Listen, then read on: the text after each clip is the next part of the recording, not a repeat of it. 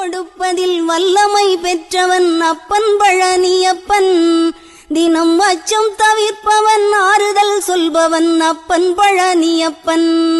கள்ளங்கவடம் இல்லாதவர் தம்மிடம் காவலில் நின்றிருப்பான். அங்கு கால்நடையாய் வரும் மானிட ஜாதியை கண்டு கழித்திருப்பான். துள்ளி வரும்படி வெளுக்கு மேலொரு ஜோதி பிளம்பும் உண்டோ?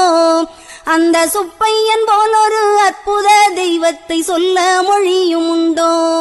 வெள்ளி முகம்பனி ரெண்டையும் கண்டவின் வேறொரு சொர்க்கம் உண்டோ? ஆண்டி வேஷத்திலாயினும் வீரத்திலாயினும் வேலனை வெல்வதுண்டோ?